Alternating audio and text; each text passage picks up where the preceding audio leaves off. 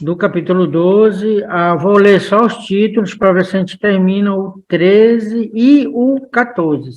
São muitas coisas. A gente vai tentar ver o que a gente faz aqui para poder avançar. Se não, a gente pula um pouquinho, você vai fazendo suas perguntas aí conforme a sua curiosidade. A ideia é que quando termine o curso também, que você possa dar uma lida na apostila. Se você tiver alguma dúvida, professor, o senhor falou isso, o que é que o senhor acha disso? A gente está disposto, a gente está online, talvez eu não vou responder na hora, mas assim que eu tenho um tempo, é de preferência você fazer a sua pergunta por escrito. Se tiver dificuldade, você pode mandar um áudio também, e eu vou estar respondendo assim que eu tiver disponibilidade, né? Não pense assim que eu vou poder responder, eu só falo, eu respondo na hora, né? Porque a gente tem várias coisas que a gente está se virando. Aqui eu vou ler aqui os títulos, né, para a gente avançar rápido. Espero que vocês tenham lido. Se tiver alguma pergunta, a gente para por aqui para tentar esclarecer. A gente falou na semana passada, de alguma introdução sobre o significado das palavras que tem a ver com dons espirituais. Na verdade, o que a gente chama de dom, a palavra dom, que é carisma, é um resultado de graça, e o que a gente entende por dom, na realidade, são as manifestações dos dons, né? O que tem aqui a variedade do dom. Por exemplo, a palavra, né? Palavra é uma manifestação, alguém tem um dom da palavra, alguém tem um dom da sabedoria. Eu não vou explicar aqui, que já está tudo escrito aqui, talvez não seja também exaustivo, né? Mas qualquer coisa você pode perguntar. O conhecimento também é uma forma que a graça de Deus se manifesta, né, para a edificação da igreja. Nós temos fé. Pastor, fé, todo mundo tem fé? Tem, mas alguns têm fé de uma forma sobrenatural, né, que é usado para a edificação da igreja. Temos dom de cura, a gente vai olhar aqui,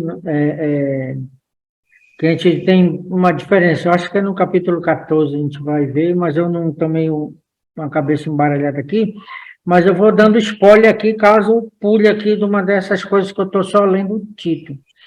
Porque aqui em 1 Coríntios, nós vemos dois tipos de dons, que são os dons de edificação da igreja e os dons de sinais. Eu vou ler aqui a primeira, Hebreus, capítulo 2. Deixa eu olhar aqui, deixa eu aumentar aqui a letra, baixar isso aqui.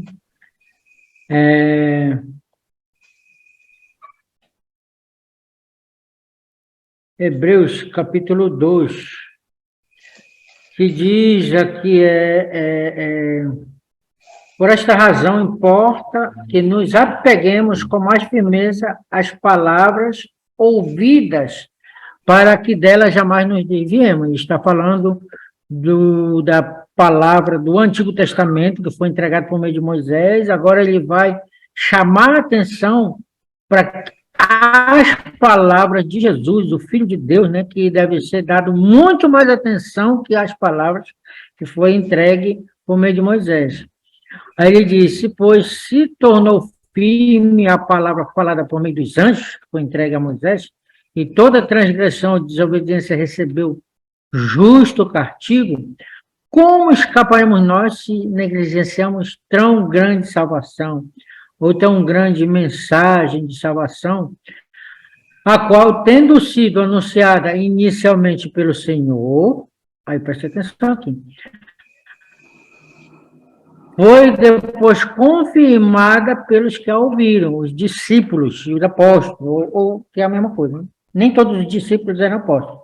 Pelos discípulos daquele grupo maior, principalmente pelos 12 apóstolos. Aí ele diz que quando eles ouviram, eles entregaram essa palavra para nós, foi dando Deus testemunho juntamente com ele. Por sinais, prodígios e vários milagres, né? Então, existiam alguns dons, essa que alguns entendem, essa parte do curso também que nós entendemos, MacArthur, e às vezes eles discordam em algumas coisas, né? MacArthur, Calvino, que Existem dons que foram dons provisórios, que tinham o propósito de confirmar a mensagem que estava sendo entregada, primeiro por Jesus e depois pelos que a ouviram, né? Uma vez essa palavra entregue, esses dons de sinais, caducaram. Essa seria a ideia. Então, com outros textos, quem quiser se aprofundar mais nisso, tem um livro escrito por John MacArthur, Os Carismáticos. Ele dá muito mais detalhe lá, vai explicar algum texto de Judas lá, que fala que a fé uma vez entregue, foi entregue uma vez por todas, né? O texto de Judas, usa alguns outros lá, que nós vamos tentar chegar. A gente vai falar hoje no capítulo 13, né? Principalmente falando do dom de língua, né? Como é que a gente vai explicar isso? Falando que ele já caducou. A gente vai partir desse princípio. Então, falando de dons, o dom de cura, que também é dentro, junto com o dom de língua, era dom de sinais, era um temporário dado à igreja para autenticar a mensagem apostólica como palavra de Deus. Não é que Deus se tornou menos interessado na saúde e no bem-estar dos homens, ou que a igreja não deve ter nenhuma preocupação nessa área, que não deve orar, não deve buscar a cura das pessoas que estão doentes. Não é isso. Eu acho que na aula passada falou sobre o dom de cura, que a pessoa, ela própria, tinha o dom de curar. Foi falar também que, às vezes, alguns que dizem que hoje tem o dom de cura, ele ora, as pessoas são curadas, aí ora, quando a pessoa não é curada, ele diz que a culpa não é dele, é culpa da pessoa que não teve fé. Ele só cura as pessoas que teve fé. Mas o que nós entendemos, o dom de cura não depende da fé da pessoa, né? Depende da pessoa que tem o dom mesmo exercer esse dom. Mas o trabalho de cura de Deus, seja através da medicina ou milagres, não é mais um sinal de autenticação. Não é que Deus não está praticando esses milagres. E ele já não adota a sua igreja com esses dons. Nós entendemos que dons de língua não foram caducados, não existe na igreja. Vemos que as pessoas, existem pessoas que têm uma capacidade, né? Alguém perguntou sobre dom e talento, né? Tem gente que tem talento para idioma. Eu estava vendo questão esportiva, falaram que tem um jogador aí que fala 8 idiomas, né? Então, tem pessoas que têm essa habilidade mais fácil com os idiomas. Operações de milagre, né? A profecia, eu queria parar aqui porque alguns entendem profecia de estar adivinhando que a pessoa está em pecado, está profetizando sobre a vida de uma pessoa, exortando a pessoa a deixar um pecado, deixar um estilo de vida para se dedicar à obra do Senhor. Muitos pensam na profecia mais para esse lado. Profecia simplesmente significa falar na frente, proclamar. É aquele que pega o microfone, né? Aquele que fala, é tipo o porta-voz, né? Fala diante de uma audiência. Pode significar falar publicamente, né? A conotação de previsão, de adivinhação, alguns profetas, inclusive, biblicamente, nós vamos ver, alguns chamam eles de adivinho, né? Foi adicionado a algum momento na Idade Média. Embora muitos dos profetas fizeram previsões, essa não era a base do seu ministério. E, a princípio, o título profeta comunicava aquele que fala em nome de Deus. Por isso, nós chamamos os pregadores também, nós entendemos que, na era moderna, os profetas são aqueles que pregam a palavra de Deus. Qualquer um cristão pode ser um profeta quando ele fala em nome de Deus, ele prega a palavra de Deus. Porque eles introduziu a sua mensagem, assim diz o Senhor, né? Por isso, discernimento de espírito, temos também a variedade de línguas, a capacidade para interpretar. Já falei que a gente vai discutir isso mais no capítulo 14. O controle dos dons espirituais e a vontade de Deus. A gente vai ler só o título para tentar chegar no capítulo 13. Se vocês prestarem atenção no livro de 1 Coríntios, eu fiquei, quase fiquei um pouco com depressão com a questão da política, né, que entrou e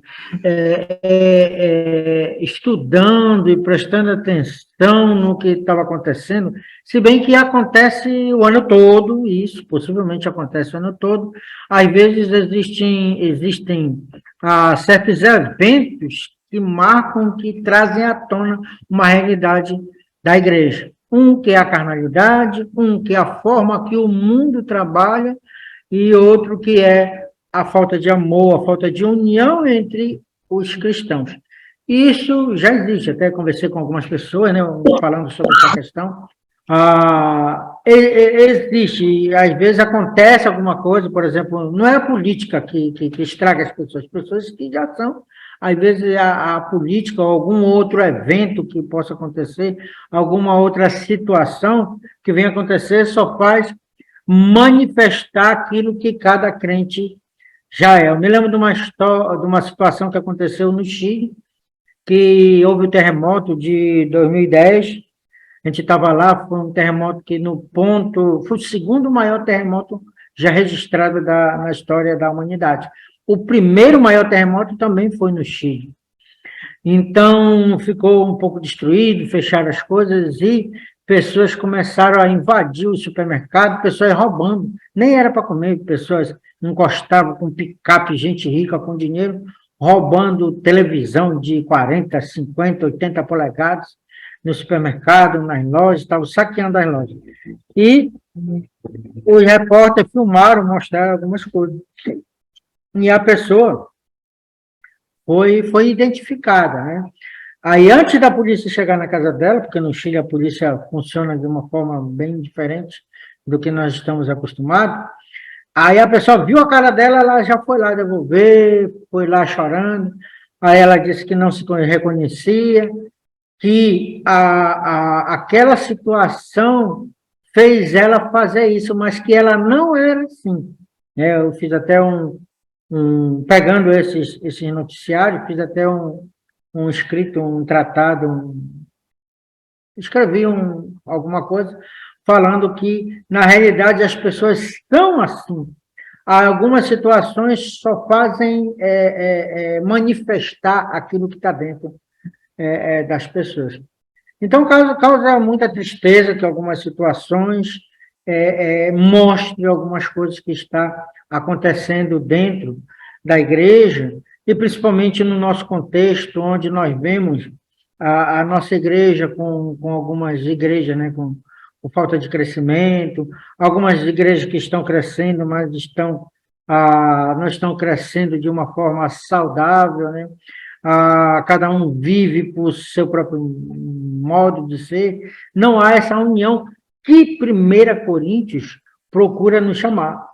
Desde o primeiro capítulo, do primeiro versículo, Paulo vem chamando a atenção para a relação com Deus, para o relacionamento com Deus, para a união. Por isso, alguns até falam que o capítulo 13 é o clímax do livro de 1 Coríntios.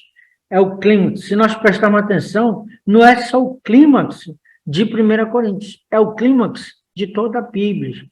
Porque quando você lembra, traz à memória aquela pergunta que fizeram para Jesus, que perguntaram para ele qual é o grande maior mandamento, né? Que eles estavam divididos lá sobre qual era o grande mandamento, né? Havia vários que eles não entravam em acordo. Jesus falou, os dois têm a ver com amor, né? Amar a Deus sobre todas as coisas e amar ao próximo como a ti mesmo. Então, o clímax da Bíblia é amor. É amar a Deus e amar as pessoas ao nosso redor. Agora, com a igreja, nós devemos nos dedicar no amor aos nossos irmãos em Cristo. Então, devemos sofrer. Eu estava até conversando com um pastor essa semana, E tanto McCarthy e outros têm duas correntes, né? Porque alguns não entendem o que é a igreja, o que mudou na igreja. Eu vou falar algo aqui, talvez, eu vou falar aqui de forma do que eu estou convencido, mas não quero provocar desunião aqui, né? Talvez o assunto, você foi ensinado, conversei com uma pessoa que eu respeito muito, é um homem de Deus, mas ele tem essa ideia, né? Ele chama a trilogia do amor e continua pregando uma mensagem que é do Velho Testamento, né? E adaptando para o Novo Testamento. Então, ele fala que a trilogia do amor é amar a Deus sobre todas as coisas, que ele pega essa explicação de Jesus dando que o amor é o clímax das Escrituras, amar a Deus e amar ao próximo. Aí pega esse texto e diz, olha, amar a Deus sobre todas as coisas, amar ao próximo, e amar a ti mesmo, que é como a ti mesmo. Mas, na realidade, ele chama a teologia do amor e vem de forma reversa. Se nós não amarmos a nós mesmos, nós não poderemos amar ao próximo nem a Deus.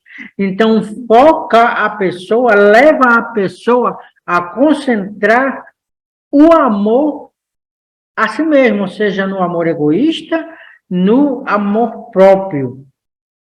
Quando, na verdade, Jesus Cristo falou, novo mandamento vos dou. Como novo mandamento? Ele vai falar o mandamento sobre o amor. Aquele mandamento, assim como as questões, não sei, me fugiu a palavra, assim como os rudimentos do Antigo Testamento foram anulados com a morte de Cristo, quando o véu foi rasgado de cima a baixo, esse mandamento também de amar o próximo como a si mesmo também foi anulado e Deus deu um novo mandamento. Por que Deus deu um novo mandamento? Porque Jesus deu um novo mandamento. Qual é o novo mandamento? Antigamente, o único amor que as pessoas tinham, experiência, tinham entendimento, era o amor próprio. Era o mais profundo amor que eles poderiam entender. Mas Jesus, quando veio, ele deu o exemplo. Ele mudou o padrão de amor. Agora, para a igreja, para aqueles que realmente são salvos, o amor é diferente, porque o padrão mudou, já não é mais para amar ao próximo como a si mesmo, mas nós devemos amar uns aos outros assim como Cristo nos amou. O padrão mudou. Agora, alguns usam aquela questão da régua, né? Jesus botou uma régua muito maior, aquele quando a pessoa salta, né, a vara, né, o salto em altura, né, aumentou, a pessoa vai fazer um esforço maior, por quê? Porque Cristo deu o exemplo, e nas Escrituras nós temos exemplo de como devemos amar as pessoas. Alguém comentou, a tríade do amor, é verdade, o Marlon escreveu aqui. Obrigado, Marlon.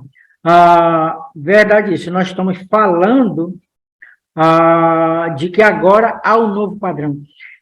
Irmãos, é profundo isso, porque esse é o assunto de 1 Coríntios. Tudo volta para esse princípio. Nós falamos sobre comida sacrificada a ídolos, nós falamos de colocar os irmãos na justiça, nós falamos de como tratar a imoralidade dentro da igreja. Todo esse assunto gira em torno do amor, o centro, o clímax de 1 Coríntios, é o capítulo 13, o amor. Mas não é só isso, Paulo quer ensinar, se nós formos entrar nas Escrituras, o clímax é o amor. Por isso agora ele vai usar algumas ilustrações para falar ele vai falar Pastor da diversidade. Opa, pode falar. Pastor Edson, deixa eu pegar aqui o raciocínio que o senhor está colocando aí. Uhum. Eu estava dando uma lida na toda a estrutura aqui do nosso estudo, e acima nós temos, por exemplo, 1 Coríntios 12, no 11, ele está acima desse 12, 19 aí, né? Só para mim entender esse raciocínio espiritual que o senhor está falando, a questão do amor, né? Por exemplo, aqui nele está dizendo assim, mas um só é o mesmo Espírito, realiza todas estas coisas. Aí diz aqui assim como a unidade da divindade está presente na realização da edificação da igreja e a mesma divindade unida que manifesta as variedades de dons. Aí eu fico pensando aqui, né, nas colocações que o senhor fez aí, como é que dá para compreender e entender por que há essa divergência, né, de diferenças, já que nós somos movidos pelo mesmo Espírito, né, que é o Espírito de Deus. E eu fico pensando muito nessa questão de como o senhor falou aí, já passando para esse 12, né, 12 do em diante aí, né? Então, eu fiquei pensando aqui, né, como é que tem essas divergências, né, entre nós, né? Por exemplo, eu penso assim, né? Porque nós acreditamos que, para Deus, como foi dito aí, e que está lá, é que tudo isso seja para a glória, né? Para a glória dele, a edificação da igreja, mas para a glória do Senhor, né? E eu fico pensando por que há essas divergências, né? Essa questão de diferenciação, sendo que a finalidade é glorificar o Senhor. É isso que eu fico pensando, para poder compreender, né? Esse raciocínio que o senhor está falando aí. Isso me chamou a atenção. É isso que eu queria saber do senhor mais a respeito, né? E a unidade de como a igreja vai trabalhar é a mesma unidade que Deus está trabalhando para que nós tenhamos essa mesma unidade que existe na Trindade, na divindade, em Deus mesmo, Deus Pai, Deus Filho e Espírito Santo, a forma que eles existem, coexistem, trabalham e vive de uma forma harmônica, é esse mesmo plano de Deus para a sua igreja. E nós estamos observando aqui que alguns líderes, que não era a função principalmente de Paulo, Apolo, eles não tinham essa visão, né, de exaltar a si mesmo e nem trazer pessoas.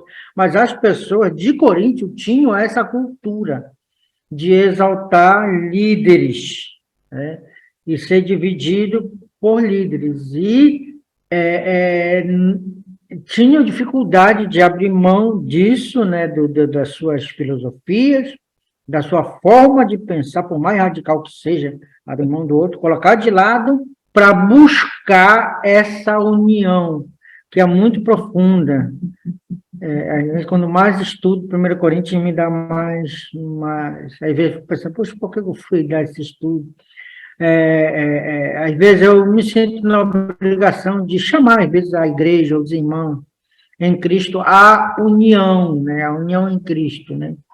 Por quê? Porque essa é o tema principal de 1 Coríntios, né? E quando nós vemos Pastor Edson, sim. Me desculpa aí, não, pode falar.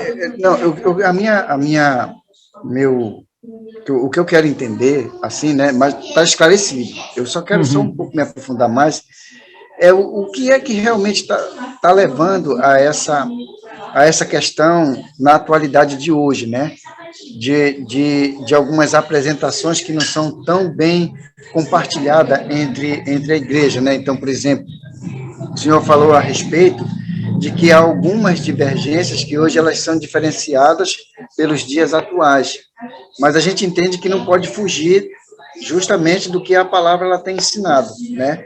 A como poder desenvolver isso dentro de uma glorificação que vai levar à grandeza do nosso Deus. É só nisso que eu fico pensando, né, nessa profundidade. Então, por isso que eu fico imaginando, né, porque eu acredito que nós não somos tão diferentes assim, né, porque ninguém vai querer fazer um dom diferenciado, de ter um dom diferenciado para querer ser mais que os outros. Eu não vejo por aí, né, mas o que eu estou entendendo um pouco na sua fala é que está havendo algumas divergências que a gente tem que procurar entender e compreender o porquê disso, né? O que é que está levando realmente a essa diferenciação dessas divergências, né? Não sei se o senhor entendeu o que eu estou querendo dizer, né? Porque isso me chamou muita atenção, né? Claro. Tá bom, o que a gente está entendendo? Quando a Romanos, ele vai ser mais claro, estou também estudando o livro de Romanos, ele vai ser mais claro, que quando nós somos salvos em Cristo, nós recebemos a nossa alma é redimida, mas a nossa carne ainda não é redimida, ainda não foi redimida. Então, isso preciso, né? Paulo sempre chama, não quero que ignoreis, irmão. Sabendo disso, que foi crucificado o velho homem, Paulo sempre, é importante nós entendermos. Irmãos, por mais que pareça uma igreja está bonita, a gente deve estar com olhos atentos, não tanto para os outros, mas para nós mesmos, né? Para nós estarmos evitando, está provocando essa desunião, porque qual é a principal luta do crente?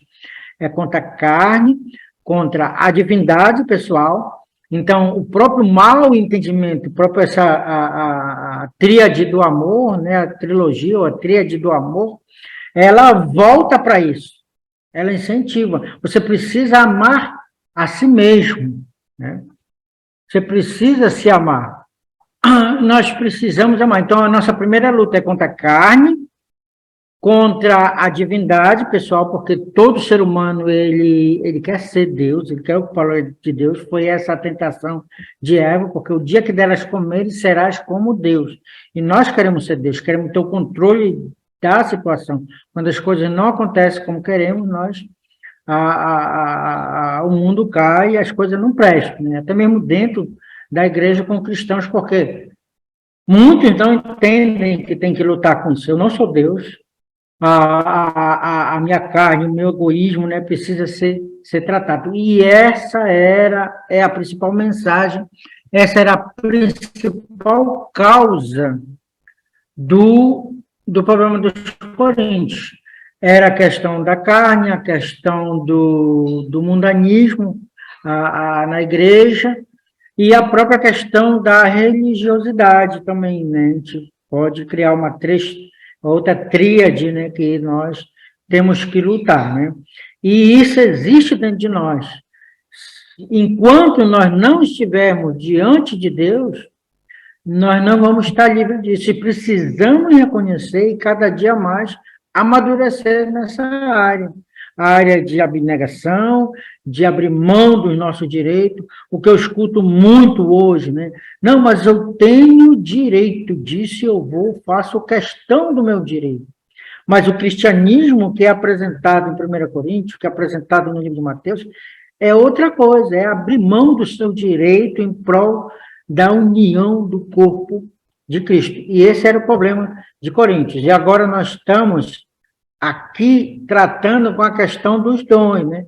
Na diversificação dos dons, os dons são diversificados, mas unidos. Apesar de ter muitos dons, aí Paulo vai provar que os dons têm a mesma origem, é o mesmo dom, a origem é a mesma graça, é quase tudo a mesma coisa. Nós que temos a tendência de colocar um dom mais, no caso dos coríntios, mas nós também, né, temos a exaltar o pastor, tem um dom mais nobre, ele sofre mais, e temos a tendência de exaltar, né? Tem o dia do pastor, mas não tem o dia do diácono, não tem o dia do faxineiro. Eu acho que isso é algo que deveria ser repensado. Tem o dia do pastor, porque é uma vocação nobre, né? Mas isso é carnalidade também. Todos os dons são nobres. A pessoa é chamada para ser diácono, a pessoa é chamada para ser evangelista, né?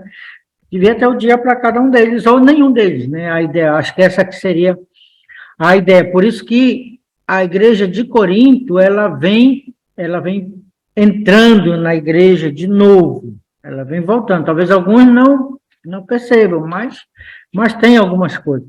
Eu, propriamente, poderia citar algum exemplo, mas talvez cause mais polêmicas, né? Ah, pastor, você quer tirar o dia do pastor? Não, eu sou pastor, eu gosto, a minha carne gosta, né? Ganhar um presentinho, né? Um extra, né? Se bem que a igreja aqui eu nem faço tanta questão e a igreja também aqui às vezes esquece, né? Ele usa a ilustração da unidade, a ilustração ao corpo humano. Ele compara a igreja como corpo humano, como funciona, como cada parte é importante. Ele fala da origem dessa unidade. Neste versículo, no versículo 13, Paulo apresenta duas verdades importantes sobre o corpo de Cristo: a sua formação e o seu conteúdo, quem faz parte do corpo de Cristo. Tem outro aniversário aqui, né? O Benedito falou no privado também, que estou me inscrevendo no aniversário do prédio da igreja. Lembra que a gente não quer provocar desunião aqui, né? Vamos ver como é que a gente consegue trabalhar e aceitar aqui, né? Então, nós temos a formação do corpo de Cristo, nós temos o enchimento do corpo de Cristo, ou seja, que é cheio do Espírito Santo, diversificados em um só corpo, no versículo 17. Que mais? Os dons são dados pela vontade de Deus.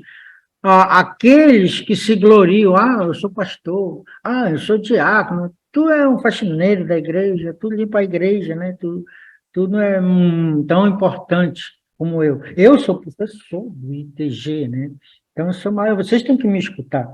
Quando nós temos esse tipo de pensamento, não entendemos que não tem nada a ver com mérito, não tem nada a ver com mérito. É pela graça de Deus, Deus distribui como Ele quer.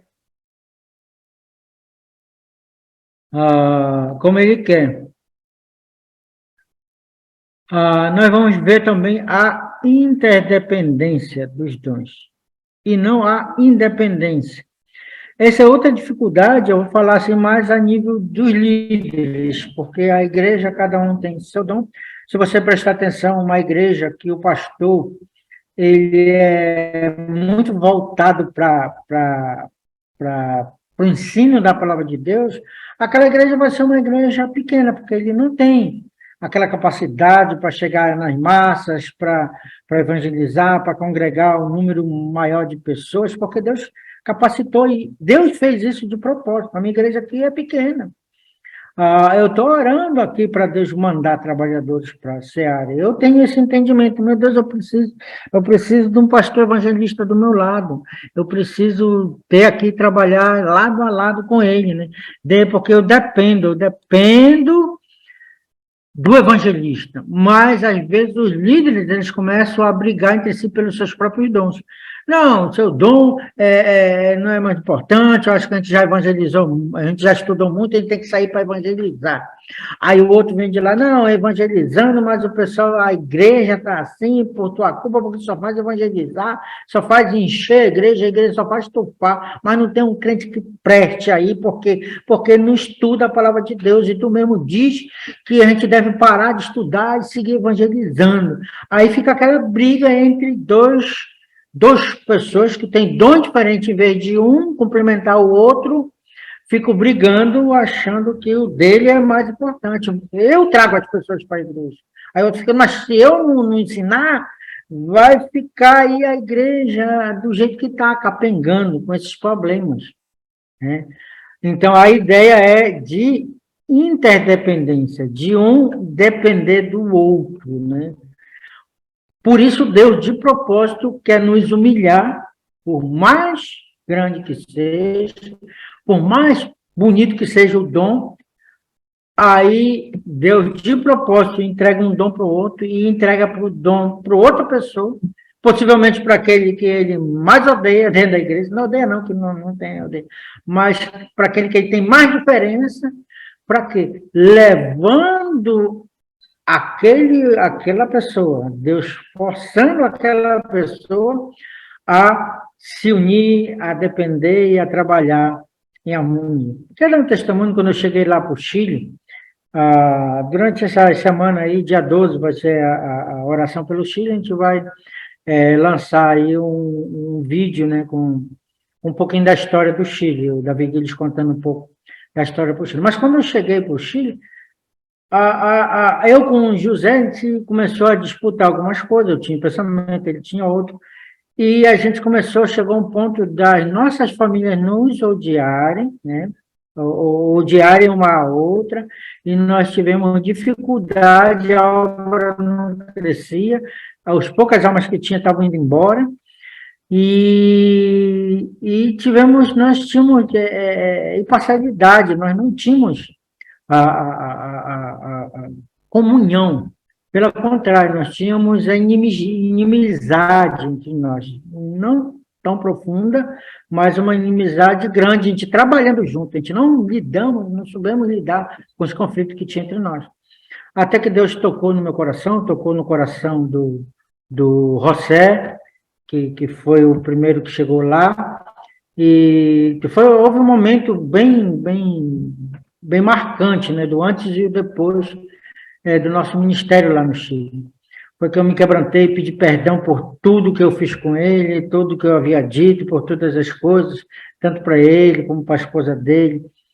Eu cheguei a ser exagerado mesmo, me ajoelhei, me quebrantei diante dele. Ele também fez a mesma coisa, em vez dele me levantar, dizer que me se ajoelhou também, pediu perdão, e nós nos abraçamos. Eu propus para ele, né? Você, a gente fez muita coisa errada, vamos apagar todo o passado, vamos começar de novo. Faz de conta que eu estou chegando hoje no Chile. Prazer, José, meu nome é Edson. Ele entrou no jogo também, meu nome é José. Muito prazer em conhecer, nós nos abraçamos e deixamos para trás toda aquela coisa. Começamos a viver o que Cristo queria para nós. Nós começamos um trabalho em Sarmento, começamos a estudar junto a palavra de Deus, nós fazemos exercício, a gente fazia uma caminhada junto, a gente orava junto, a nossa vida mudou, a nossa família mudou, o nosso ministério mudou, a igreja no Chile começou a crescer a partir disso que aconteceu entre nós. Estava só lá, né? Só eu e ele, né? E a gente tinha dom diferente. Ele tinha mais capacidade para chegar com as pessoas. Eu tinha mais capacidade para ensinar as pessoas. Em vez de estar brigando, nós chegamos a nos unir. Mas eu estou falando só de dois dons, né? O dom de ensino, o dom de evangelismo, mas isso se aplica a todos os dons, né? Cada dom dependendo do outro dom, e sempre vendo que o dom é dado sem mérito nenhum, pela graça de Deus, como ele lhe apraz, né? Eu podia achar até que, poxa, eu devia ter esse dom, né? Porque eu tenho a capacidade para fazer mais coisas que essa pessoa, mas Deus deu para outra pessoa. É como Deus lhe apraz.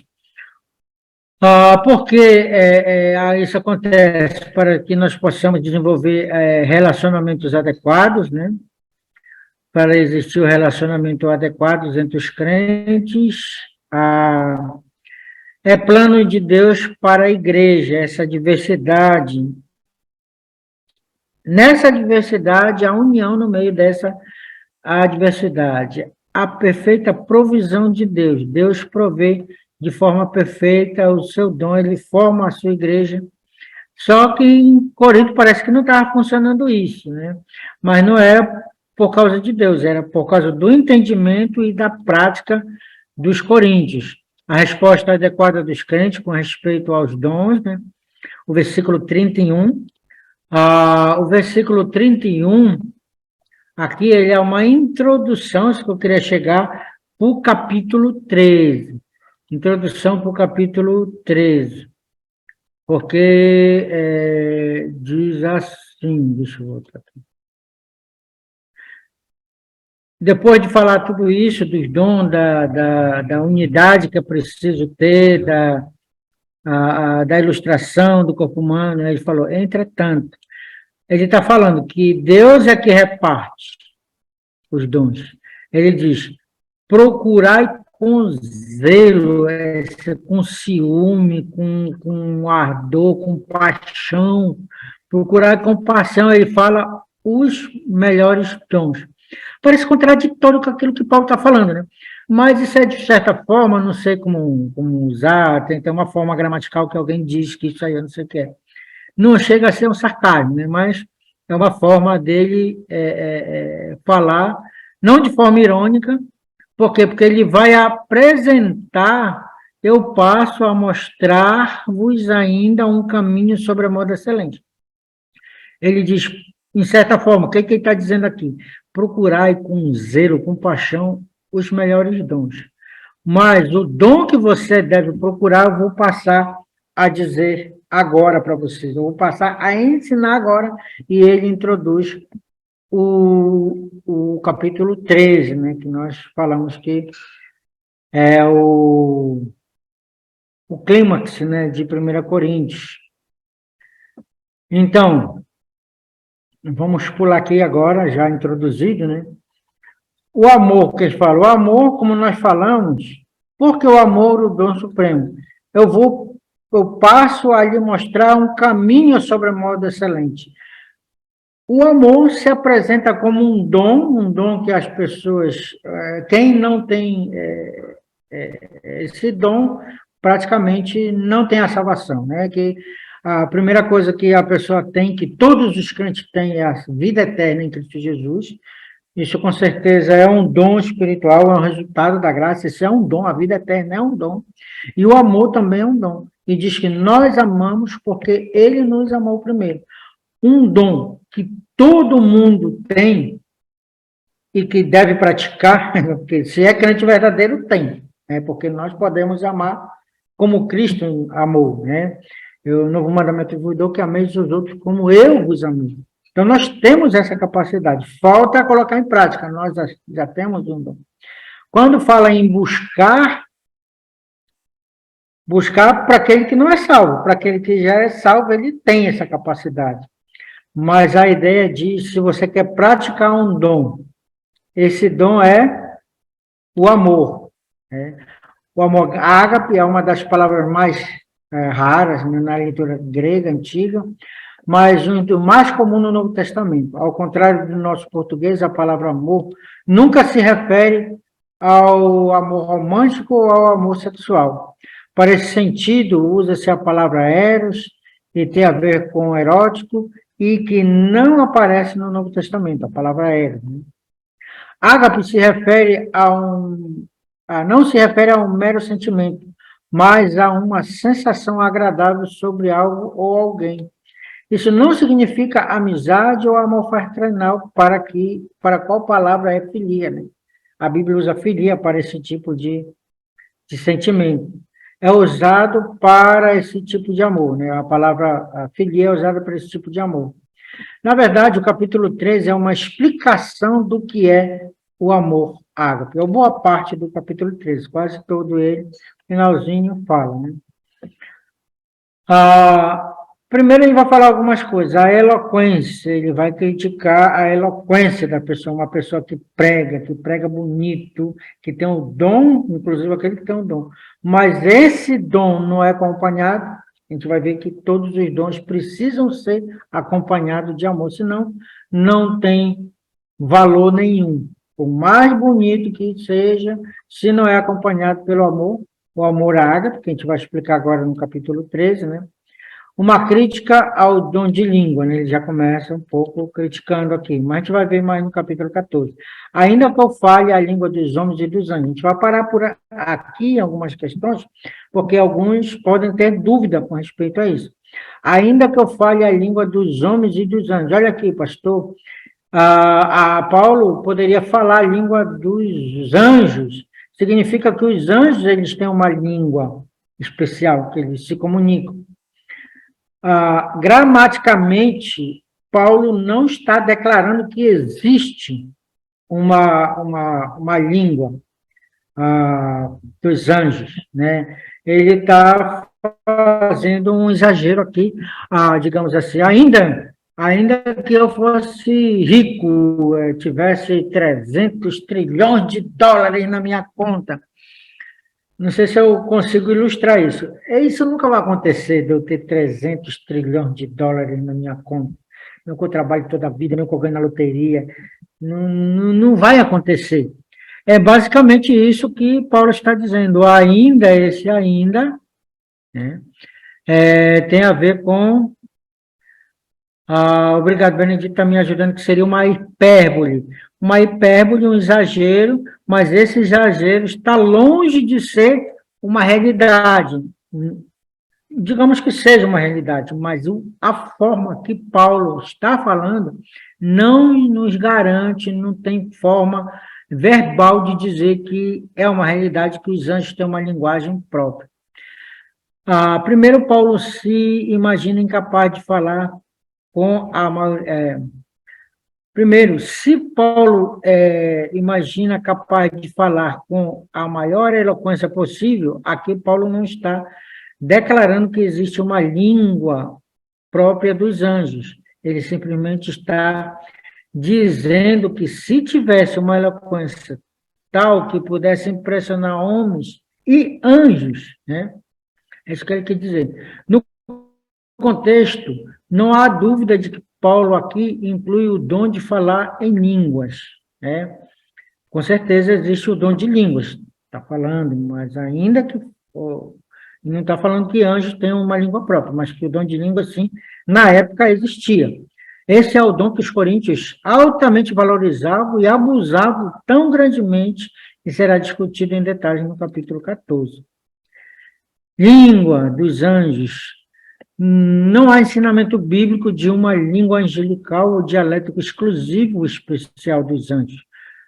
Nos inúmeros registros da sua fala aos homens nas Escrituras, eles sempre falaram na língua da pessoa que está sendo abordada. Não há nenhuma indicação de que eles tinham uma linguagem celestial de seu uso próprio que os homens possam aprender.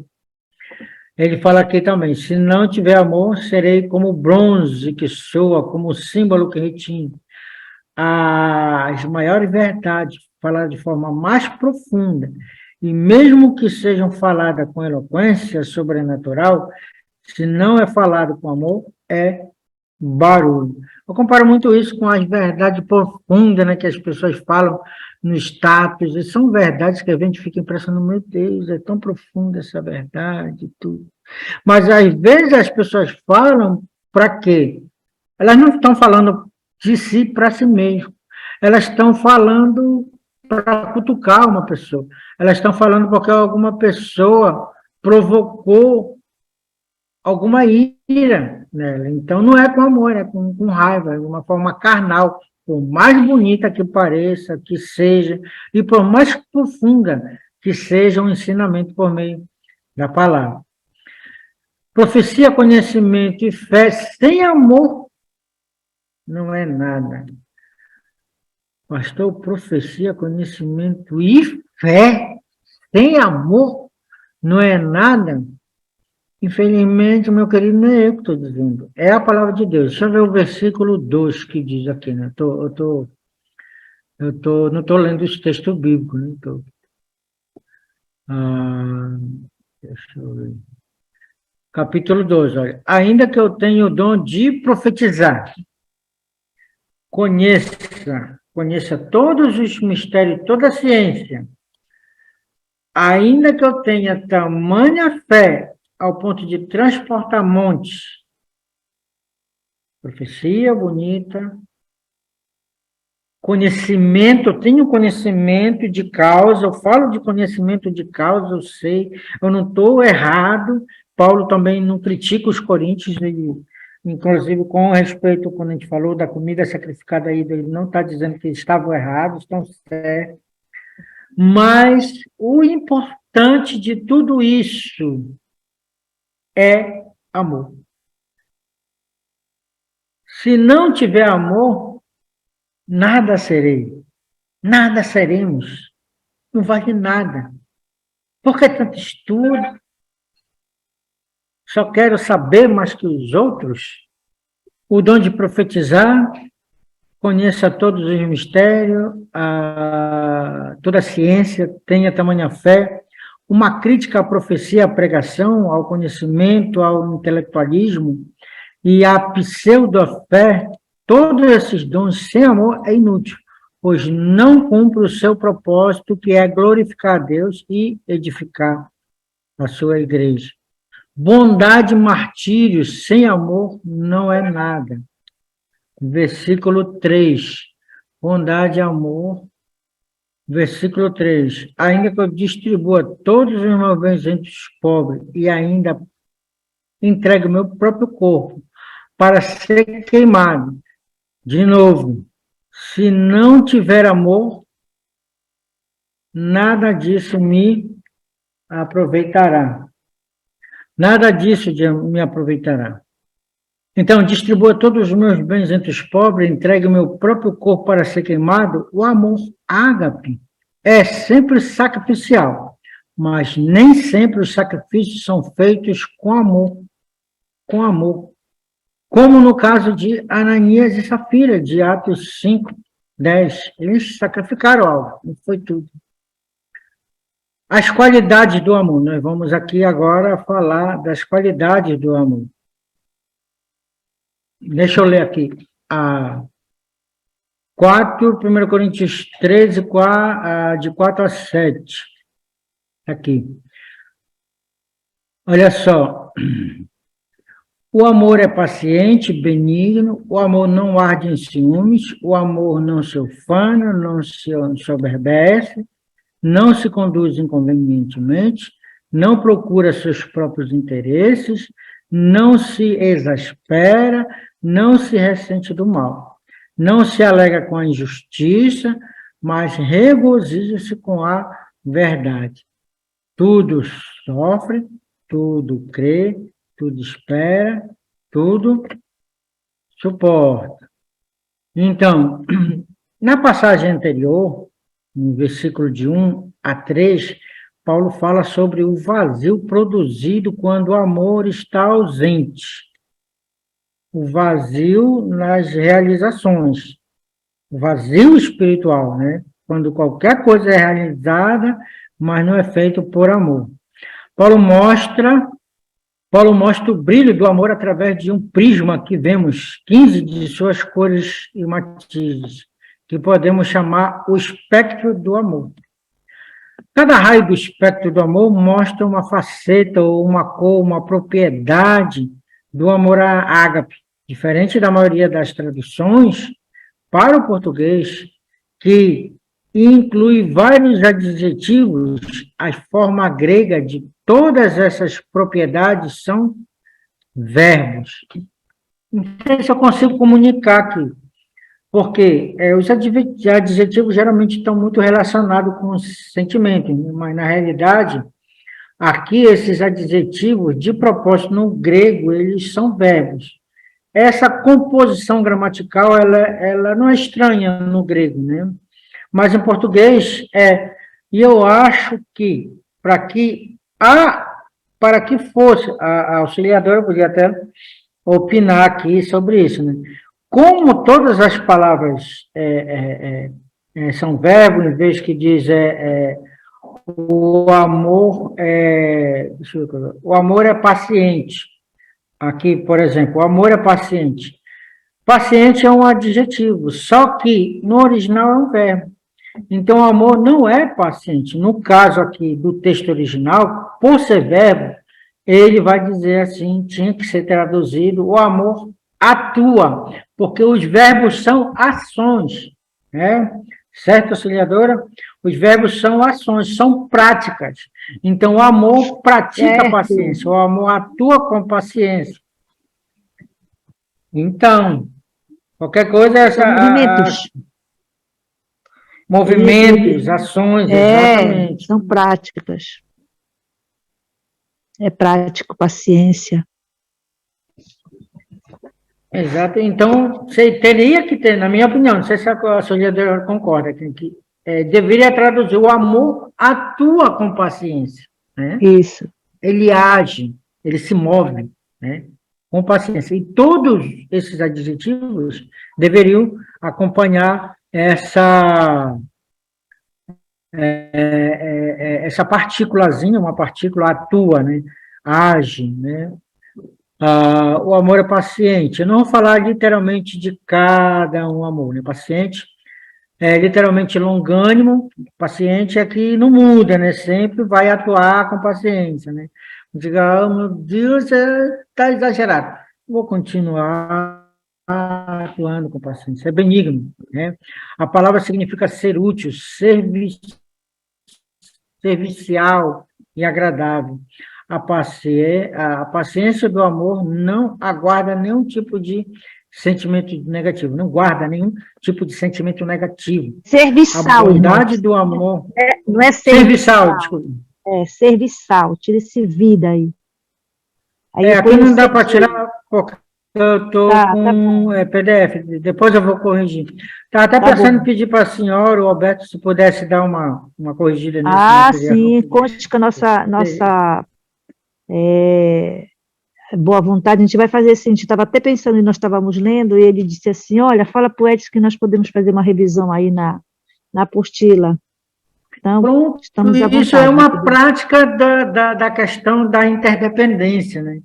Eu vou dizer, sou orgulhoso, foi eu que fiz o material, não preciso da auxiliadora, tudo. Mas a gente faz tudo para o amor, a hora de Deus, né? Não já é praticando um pouco. Exatamente. Também mostrarem que são amados, né? Que o Senhor também use o seu dom, né? o seu talento dentro do serviço que vai glorificar a Deus, né? O amor não arde em ciúme, né? Aqui é o primeiro de 8 descrições negativas do amor, né? Porque primeiro são positivas, ele atua com paciência positiva, atua com bondade, sempre com bondade. Agora ele diz não, né? Vamos ter não arde em ciúme. Agora estamos vendo o lado negativo. Coisas que o amor não faz. São verbos negativos. São verbos para não serem praticados, né? O amor não atua com ciúme. Aqui, o primeiro dos 8 palavras negativas que descreve o amor. O amor e ciúme não são mutuamente exclusivos, né? Eles não são compatíveis, né?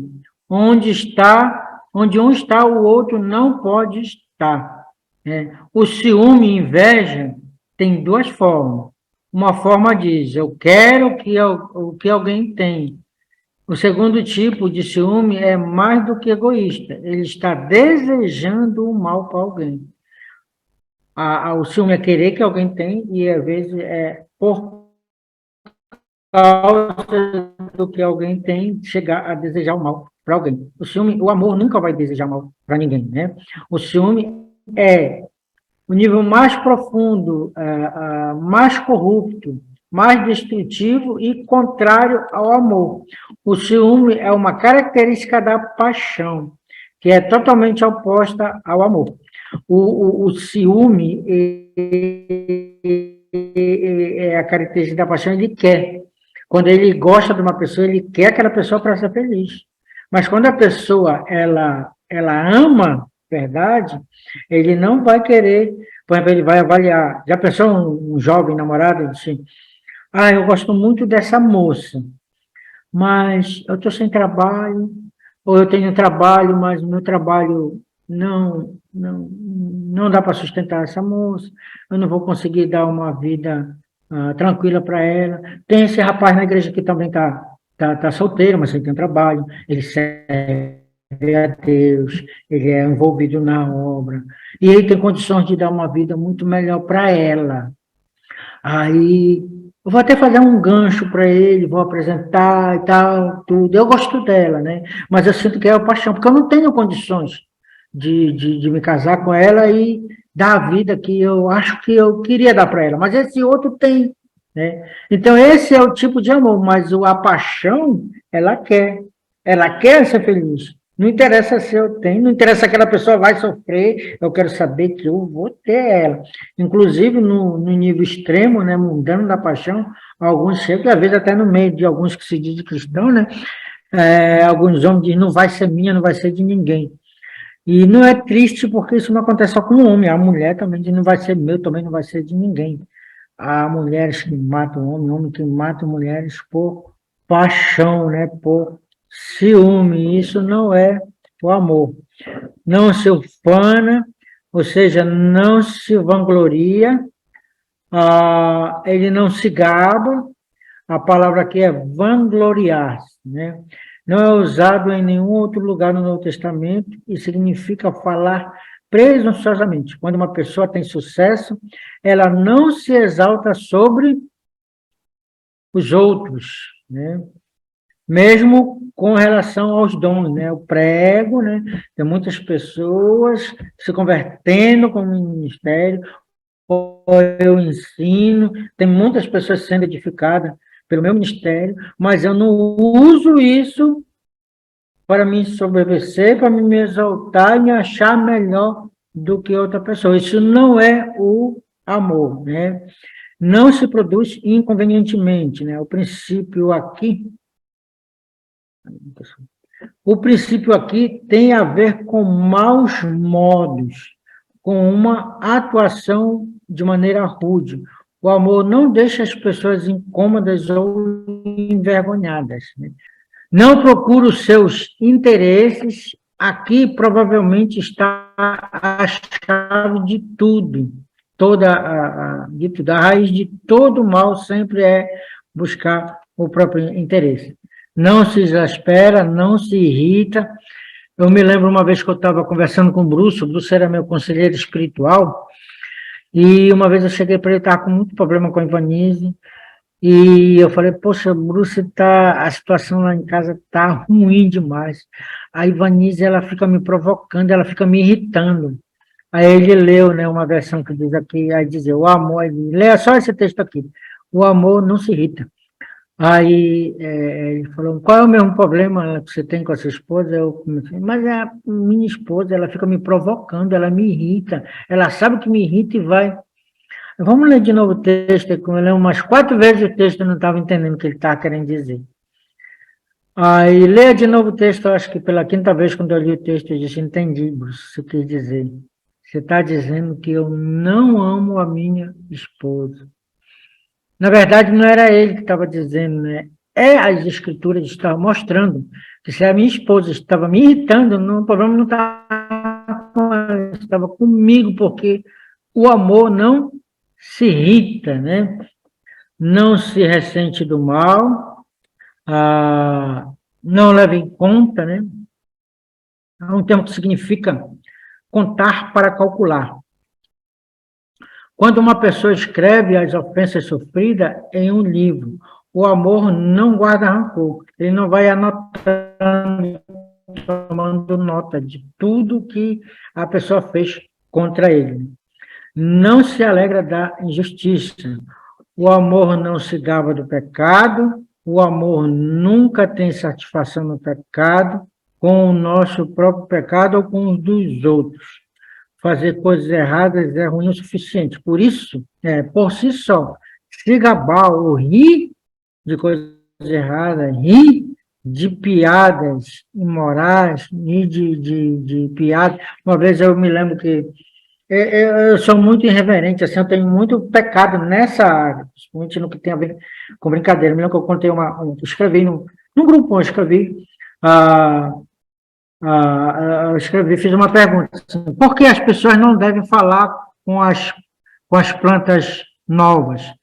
Aí eu mesmo respondi, porque elas são mudinhas, né?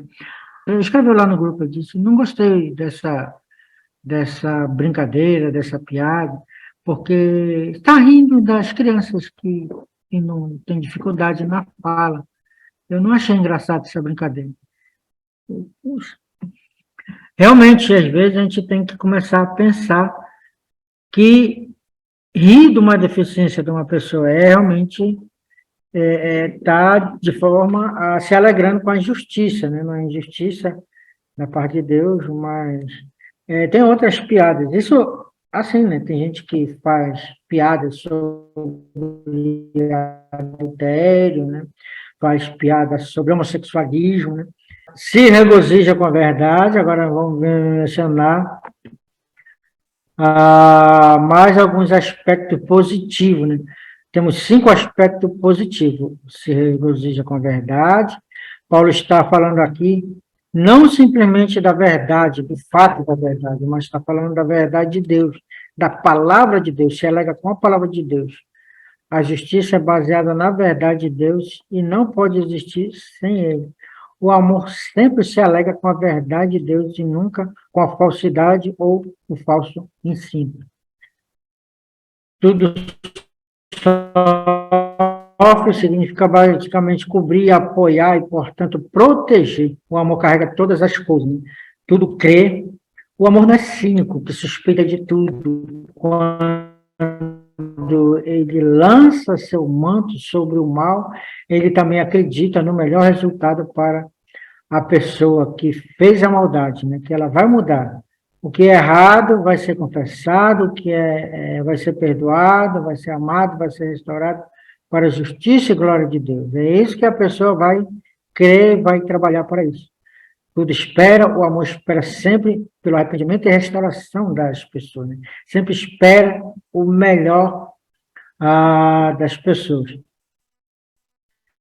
Tudo suporta era um termo militar usado para um exército resistir numa posição mortal a todo custo. Tipo, não sei, na Ucrânia, o pessoal queria conquistar lá a capital da Ucrânia, a Rússia, né, vem invadindo, o pessoal não sai daí, morre, mas não sai daí, fica aí atirando. Então, tudo suporta é resistir até a morte mesmo, suportar para o benefício da pessoa. Cada dificuldade, cada sofrimento era para ser suportado com o fim de salvar, com o fim do crescimento espiritual das pessoas. Vou correr um pouco aqui, eu queria que vocês participassem um pouco também, fala da permanência do amor. A ideia aqui dos dons espirituais, né? O amor jamais acaba, né? Ele vai comparar que, havendo profecias, desaparecerão, havendo ciência, passará. Só que, havendo línguas, cessarão. Ele usa, apesar de que em português a palavra desaparecerão e passará são diferentes, talvez no português, né, os grandes da gramática que ajudaram a escrever essa versão das Escrituras, eles entendem que não deve ser repetitivo, né? Repetir uma palavra não deve. Mas no original, desaparecerão e passará, é a mesma palavra, né? No grego, que é o cartagel, que significa vai ser anulado ou abolido. Já no caso de língua, ele usa uma palavra diferente, que significa que a língua vai parar, ela vai chegar a um fim, ela vai se tornar caduca, diferente da profecia e da ciência. Ela vai chegar numa parte que ela vai caducar. A língua, o dom de línguas, comparado com línguas, a ciência e profecia. O exercício dos dons são parciais, né? Porque em parte, quando nós falamos daquilo que conhecemos, nós não conhecemos tudo, né? Porém, quando vier o que é perfeito, tem uma grande discussão aqui do que é o que é perfeito. Alguns indicam, né, que o perfeito, e eu, quando estudei no seminário, aprendi que o perfeito era o cânon das Escrituras, né, que as Escrituras, quando chegaram. Só que, nesse entendimento, aí, alguns entendem, quando vinha o cânon das Escrituras, ela passará, né? Só que aqui está falando da questão do que é em parte. Em parte também é o conhecimento que vai acabar. Então, quando vier o que é perfeito, nós temos uma posição no Calvino aqui, perfeito tem a ver com a santificação que começa no momento da morte do crente e será completado no juízo final. Já MacArthur apresenta alguns outros argumentos para o que é perfeito. Eu vou avançar aqui, porque o nosso tempo está avançando, eu quero terminar essa parte aqui hoje. Ele fala por que não acredita que é o cânon das Escrituras, por que não é o arrebatamento, por que não é o amadurecimento da igreja, mas ele acredita que o perfeito é o estado eterno, né? Ou seja, de certa forma,